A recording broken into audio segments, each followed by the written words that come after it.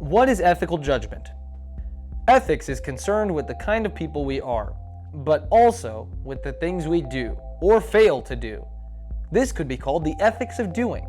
Some people, however, don't take the time to consider the ethical dimensions of given situations before they act. This may happen because they have not gathered all of the necessary information needed, while others might rationalize excuses, employ defense mechanisms, or incorrectly gauge the intensity of the situation. A well-known joke shared regularly when many of us were growing up asks, "How do you clean Dracula's teeth?" The response is simple: very carefully. When we think about the question, how do we make ethical decisions in our modern world, the response to this childhood joke seems very appropriate here as well. Unfortunately, we live in a time where many important situations are not thought through carefully, and too often are responded to impulsively.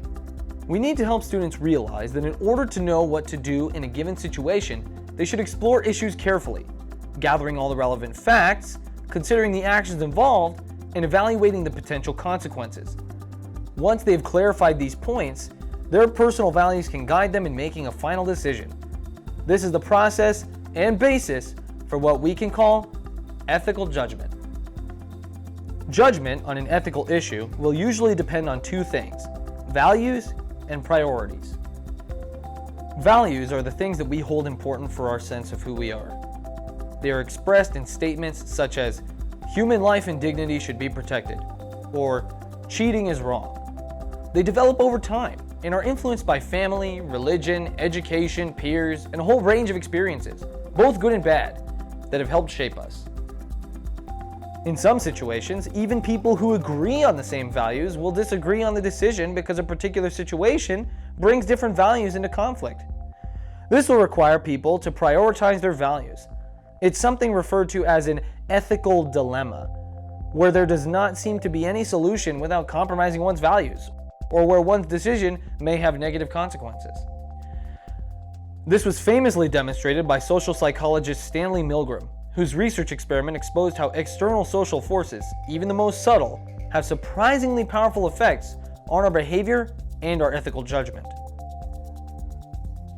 Milgram created an electric shock generator with 30 switches.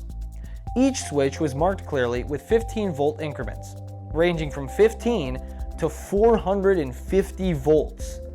The shock generator was in fact phony and would only produce sound when the switches were pressed. 40 subjects, male, were recruited via mail and a newspaper ad. They thought they were going to participate in an experiment about memory and learning. In the test, each subject was informed clearly that their payment was for showing up, and they could keep the payment regardless of what happened after they arrived. Next, the subject met an experimenter, the person leading the experiment, and another person told to be another subject. The other subject was in fact a confederate to the experiment, only acting as a subject. The two subjects drew slips of paper to indicate who was going to be a teacher and who was going to be a learner. The lottery was in fact a setup, and the real subject would always get the role of the teacher. The teacher saw that the learner was strapped to a chair, and electrodes were attached. The subject was then seated in another room in front of the shock generator, unable to see the learner. The subject was then instructed to teach word pairs to the learner. When the learner made a mistake, the subject was instructed to punish the learner by giving him a shock, 15 volts higher for each mistake. The learner, keep in mind, never received the shocks, but pre-taped audio was triggered when a shock switch was pressed. If the experimenter, seated in the same room, was contacted, the experimenter would answer with predefined prodding such as, "Please continue," "Please go on." The experiment requires that you go on. It is absolutely essential that you continue. You have no other choice. You must go on. If the subject asked who was responsible if anything would happen to the learner, the experimenter answered, "I am responsible."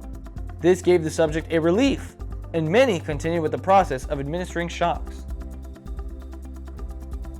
Although most subjects were uncomfortable doing it, all 40 subjects obeyed up to 300 volts. 25 of the 40 subjects continued to give shocks until the maximum level of 450 volts was reached. So what happened to each participant's ethical judgment? While we would like to believe that when confronted with ethical dilemmas we will all act in the best possible way, Milgram's experiment revealed that in a concrete situation with powerful social constraints, ethical systems can be compromised.